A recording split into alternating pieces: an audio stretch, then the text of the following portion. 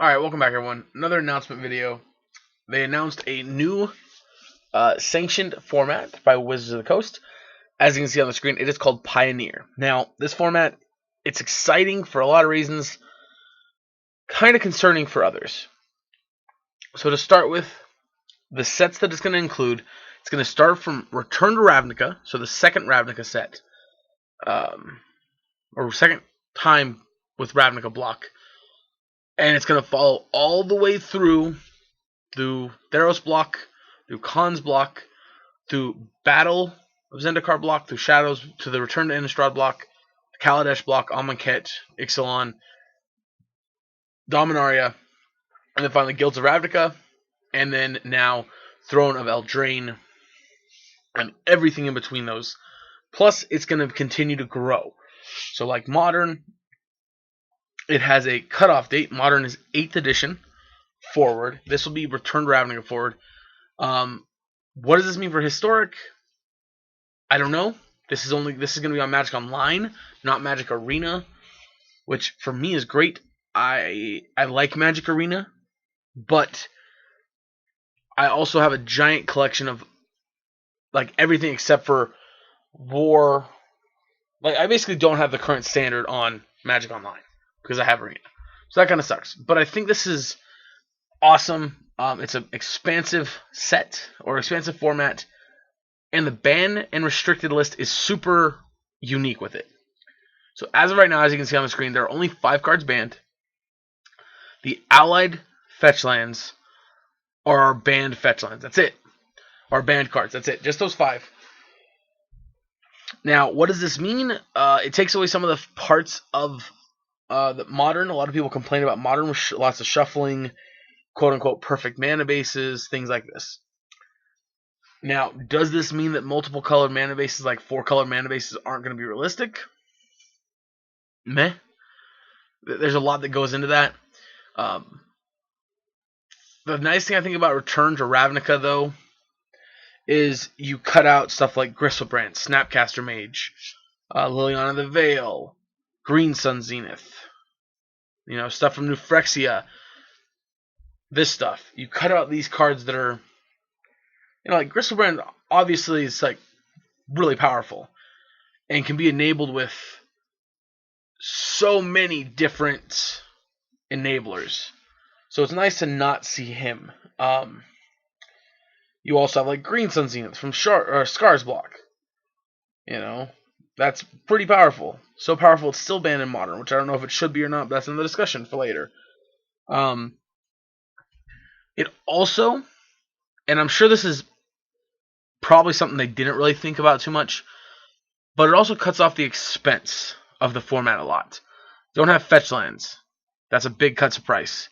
You don't have cards like Snapcaster Mage, Liliana the Veil, 2 cards that are very expensive. Don't have those. So I like that. This is also quite a few sets to build from. Now, admittedly, I think a lot of it's going to be look at what some of the best decks in the respective standard formats of each format were. And then basically find what you can to make that deck better. I think that's going to be an approach a lot of people can use it first. I think that's cool. I also think there's going to be potential for a lot of decks that would have been decks if they just had the formats before them or after them. So I think that, like, I don't know, say maybe, I don't know, a deck from Dragons, Origins, Battle, through Eldritch Moon. I think that format, maybe it would have been better with the cards from Khan's block, from the beginning of Khan's block. Who knows? Maybe the cards from, maybe like Esper Control from Return to Ravnica Theros Standard is going to be absolutely unbelievably busted now with the War of the Sparks cards. Who knows? We're going to have to see. It could be really fun. I'm hoping it's going to be a lot of fun.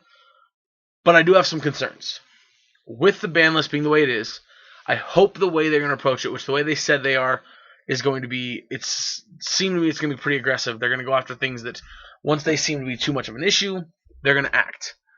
So I hope that's what they do, because I think there's going to be some cards that are going to be an issue. And I actually have a quick list real quick I'm going to pull up. So my personal watch list for Pioneer, these are cards that either were too powerful in other formats because of whatever factors you want to consider, or that were too powerful for their own standards. And again, with a larger card pool, it means two things. Number one, we get more tools to use for decks. And number two, which is just important, is we get more answers for the problem cards. Now, of course, with Dig Through Time and Treasure Cruise, they're my first two on this list I want to talk about. These cards in Standard were good. You know, they're both very powerful. But in Modern, Legacy, and even Vintage, they're too powerful. So they were restricted or banned. Which, that speaks a lot for the formats. Obviously, with, 10 fetch lands, cards like Thought Scour, all these other cards, it makes these Treasure Cruise and stuff like that super cheap and super easy to cast. Dig Through Time concerns me with Teferi, Hero of Dominaria, being able to go plus Teferi, untap 2 lands, and to turn Dig Through Time on turn 5. That stuff scares me. Do I think that's going to be likely to happen? Who knows? We'll see. They weren't too powerful to be banned in Standard, but they definitely got banned in Modern and every other format. Personally, I like them. I think that it's okay to have powerful draw spells. Treasure Cruise more than Dig Through Time, because Dig Through Time does kind of facilitate a heavy blue cost. But Treasure Cruise, you can kind of just be splashing the blue. Next one is Emrakul the Promised End. This is one that was banned in Standard. It was just super powerful with a Delirium mechanic. It was also part of, the Teamer Emerge deck, I believe? It was around then, I think. I don't remember. I only played for parts of those. Like, I played with Jeskai Black in Standard when that was one of the better decks for a little bit. But I didn't really play when Shadows was the end of the format. When I came back playing Shadows, Emrakul was already banned, and we had Aetherworks, Marvel, and stuff like that going. But Emrakul, super powerful. I mean, even in Modern, it's a really powerful card, and it can just completely change the game. Now, in Modern, again, you have quite a few more tools, but you also have quite a few more ways to cast this card super easily. Take Tron, for example. Casting an Emrakul in Tron is simple. It's not too complicated, not too difficult. I mean, they cast Ulamog pretty easily, and he technically costs 3 less mana than Emrakul. So Emrakul's another one I think is on a watch list here. Could go very quickly, or it could be fine. Who knows? It could be fine for the format. We do have quite a few ways of dealing with it. I don't know. We'll have to see. The next one is Smuggler's Copter. This one for me is a little bit less concerning, and I kind of care a lot less about it. It was powerful, a little too powerful for Standard. But again, now we have a Braid. Now we have, all these other removal spells in the format for this card. We're going to have Lightning Strike. We're going to have Harness Lightning. We have such a plethora of answers. I don't think Smuggler Copter is going to be that big of a deal. Is it going to be powerful? Absolutely. Do I think it's going to be busted? Probably no more than most of the format's going to be. I think the format's going to be very high power level, and you're just going to have to play high impact cards. I don't think it'll be nearly as efficient and high powered as Modern, but I think you're still going to have to play very powerful cards to survive the format. Next up is Aetherworks Marvel and Energy in general. We saw Rogue Refiner and Attune with Aether get banned in their Standard, as well as the Aetherworks Marvel eventually. Both these cards Aetherworks Marvel and then the Energy mechanic are both considered really powerful. Basically getting to cast, because it gets a cast trigger, which is, I think, one of the parts of Aetherworks Marvel that really catches people. Look at the top 6 cards, and you get to cast any of those cards without paying their mana cost. It's pretty powerful.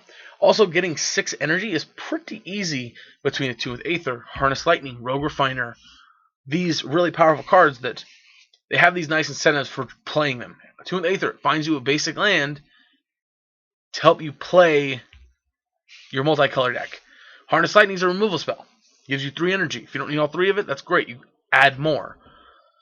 Rogue Refiner, it's a 3/2 creature that attacks really well, draws you a card, and gives you energy. So, energy was a little bit too powerful in its own format. We'll see how it is now. Again, feels like there's more ways of dealing with these kind of cards, like Aetherworks Marvel. Doesn't mean it's going to be okay though. Either way, I'm looking forward to seeing how it goes. So it seems like an interesting card, and I think the format having a couple things that are a little bit too strong in the beginning are okay. We get to learn. But this is a card that I think is definitely not saying they did put any thought into when they start, but this is a card that definitely makes me glad that we're not seeing it start in, say, Innistrad block, just one block before, because I don't want to live in a world where you spin into a Gristlebrand. I mean, I know Ulamog is more powerful to spin into, and arguably even, Emrakul, but personally, I would just don't want to live in a world where I have to get a Gristlebrand on turn 4. I don't. Not in a format like this. Anyway, the next thing on the list is the Saheeli Cat combo. This one, again, a little too powerful for standard. It seems like it's okay in modern. It's not that difficult to interact with. And admittedly, we do have more ways of killing planeswalkers now. Between Hero's Downfall, what's that other one called? Vraska's Contempt. Those are both instant speed answers. We also have a couple sorcery speed answers in Ruinous Path, and then there's a split one from Amonkhet. So we have answers. I don't know if that means that she's going to be okay or what, but I think it's possible that that's not going to be too much. I like the idea of giving it a try, seeing how it goes. If it's not too much for the format, great. It's a super fun combo deck to have in the format, but it could be too much. Admittedly, I could see it being too much. All the cards on this, I could see a possibility where they're all too powerful. And I believe my last one is Field of the Dead. Field of the Dead, of course, currently banned, or just now banned in Standard, because the cards all around it made it a little too oppressive. But the cards all around it without it, not very good, or not that bad. Oppressive is probably the wrong word, but it was really good, really hard for fair decks to deal with. If you're an aggressive deck or you're playing, Questing Beast, you could fight it pretty well, but not a card that was enjoyable to fight. So, I can definitely see it being banned at some point, but this is one of the ones I can see not being banned. We are getting Scape Shift. You do get a lot of other utility lands we can play. We get the deserts back. We get all this other stuff, so there's a lot more incentives to playing more unique types of lands. And one issue I do have is, right now in Standard, you got to play gates.